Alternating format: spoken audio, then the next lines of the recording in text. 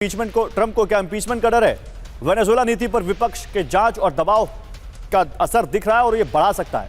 कांग्रेस में हार हुई तो ट्रंप के टैरिफ फैसलों को रोकने की कोशिश होगी। ग्रीनलैंड जैसे विस्तारवादी प्लान पर कांग्रेस अड़ंगा डाल सकती है। बजट और फंडिंग नहीं मिलने से विदेश नीति कमजोर पड़ सकती है। विदेश नीति में ट्रंप को एक तरफा फैसले लेने में मुश्किल होगी। मिड टर्म हार से ट्रंप का दूसरा कार्यकाल सीमित हो सकता है। मिड टर्म जीत सुरक्षा कवच होगी क्योंकि हारने पर खुद को नहीं बचा पाएंगे ट्रंप। उधर इंपीचमेंट होता क्या यह भी जान लीजिए। महाभियोग, राष्ट्रपति को पद से हटाने की एक कानूनी प्रक्रिया होती है। इंपीचमेंट की शुरुआत यूएस संसद के निचले सदन से होती है। हाउस आरोप तय करता है और सेनेट फैसला सुनाती है। महाभियोग के तहत दोषी साबित होने पर राष्ट्रपति पद से हट सकते हैं ट्रंप। इंपीचमेंट राजनीतिक और कानूनी दोनों तरह की कार्रवाई होती है। हालांकि 2 बार सामना किया और दोनों बार वो बच गए हैं। तो संदीप जी, इंपीचमेंट से ज्यादा मुझे लगता है ट्रंप को इस बात का डर है कि कहीं अगर उनके ये फैसले गलत साबित हो गए तो उनके जो खुद के सपोर्टर है, मागा सपोर्टर, उनको वो क्या कहेंगे? ठीक कह रहे हैं कि देखो जिस प्रकार से ट्रंप जिस तानाशाही पर उनका जो रवैया दिख रहा है, अब मुझे लगता है कि इतिहास में पहली बार ऐसा होगा कि अप्रैल 1949 के बाद जो नाटो बना था, आखिर आर्टिकल 5 नाटो का आज क्या कह रहा होगा? सामूहिक सुरक्षा, collective security, attack on one member will consider attack on all. क्या होगा? 30 वर्सेस 2, 30 कंट्री, यूरोपियन कंट्री है। एक जो दहशत है, देखिए ट्रंप ने क्या किया है कि पूरे आईआर इंटरनेशनल रिलेशंस के कंसेप्ट को उसने ध्वस्त कर दिया। इसने अमेरिका की न्यू को ध्वस्त कर दिया है।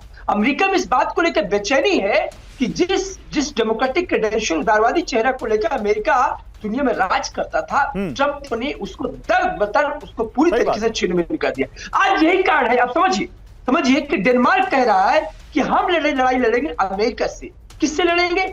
नाटो का मेंबर नाटो से लड़ रहा है। इतिहास में कभी ऐसा हुआ नहीं है। मुझे लगता है कि ट्रंप की जो सनक है, उस सनक का जवाब अमेरिका की जनता खुद देगी। जैसे अभी आप कह रहे थे कि ईरान की जनता लड़ रही है, तो ये देखिए प्लांटेड है। जब जनता लड़ती है तो अभी हमने वेनेजुएला को देखा। कुछ दिन पहले कहानी चल रही थी कि वेनेजुएला में एक धोखा हुआ है उसके मदुरो के साथ, वहां विश्वासघात हुआ।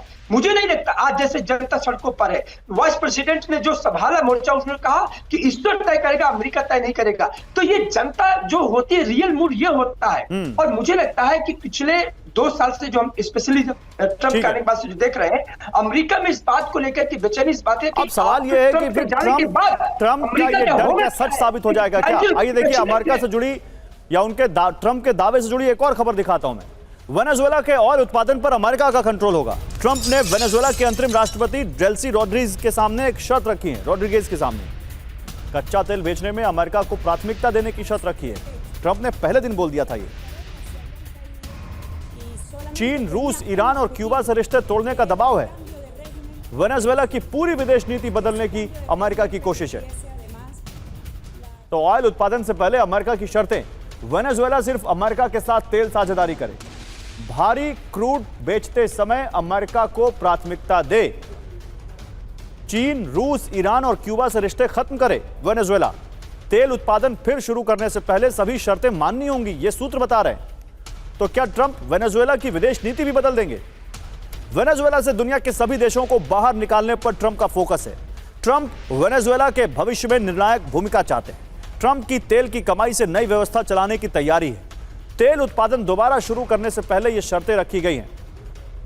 और वेनेजुएला के लिए नए नेतृत्व को रूस का समर्थन मिला है। वेनेजुएला में जो नया नेतृत्व आया है डेल्सी रोड्रिगेज का, रूस ने इसको समर्थन दिया है। रूस ने कहा कि वेनेजुएला की संप्रभुता का सम्मान जरूरी है। मॉस्को ने डेल्सी को अंतरिम राष्ट्रपति के रूप में स्वीकार किया। समस्या का समाधान बातचीत और शांति से हो, यह कहा रूस ने। वेनेजुएला को आवश्यक समर्थन देने के लिए रूस तैयार है।